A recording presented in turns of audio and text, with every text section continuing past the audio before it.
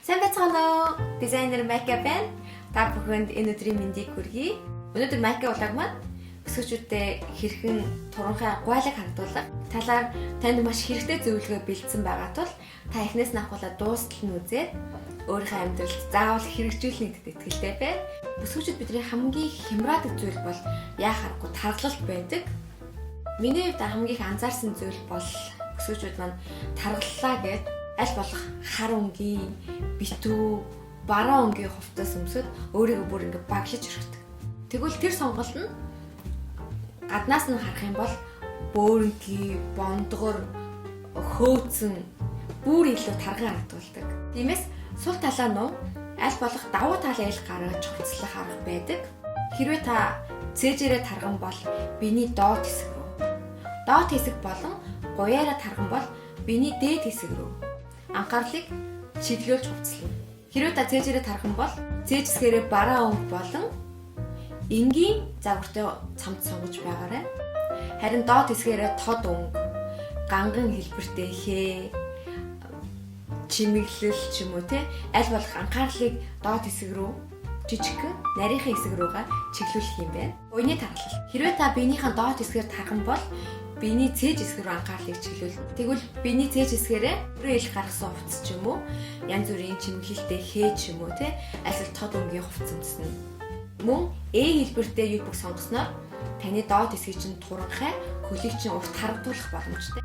Гидсний харин ихэнх бүсгүүчүүд гидснийхээ харин нугахад аль болох том, нэвсгэр хар бараа өнгийн хувцас өмсдөг. Тэр нь бүр том, бондгор харагдуулдаг гэдэг. Харин таны тохиолдолд туузан бүстэй хэлбэртэй юу бүх өмсөж аль болох бэлхүүсийг барьж өгнө. Мөн бэлхүүсээс жаахан дээгүүр бүс зүүж агаарай. Тэгснээр таныг жижигхэн цээжтэй, урт хөлтэй туранхай харагдуулна. Их биеийн таргалалт. Хэрвээ та биеэрээ таргалсан байгаа бол биеийг агшааж жижиг харагдуулахаар барафтар хүүтэн өнгө сонгож байгаарай. Тэглээгээ таныг хар өнгө сонгоорой гэж хэлээгүй шүү. Нийл хар өнгө нь хүнд давчуу харагддаг. Тиймээс нийл хар өнгийн хувцас битээ сонгоорой. Тэгвэл таны сонгох өнгө бол цэнхэр, бараан цэнхэр, гүн бор, саарл өнгө байгаа. Энэ өнгийг сонгоорой. Мөн босоо шугамтай хувцас нь өндөр туранхай харагддаг. Нүүрний таргалалт. Урсаж орж ирдэг үсний хэлбэр. Нүүрний хэлбэрээс эсрэг хэлбэртэй шил. Хэрвээ та бөөрөнгийн хэлбэртэй бол бөөрөнгийн хэлбэртэй шил сонгож болохгүй шүү. Аль болох гурвалжин ч юм уу. Үндсэн эмэг гэдэг шүү дээ. Үндсэн эмэг нь нүрийг аль болох урт гонцгой харагдуулдаг.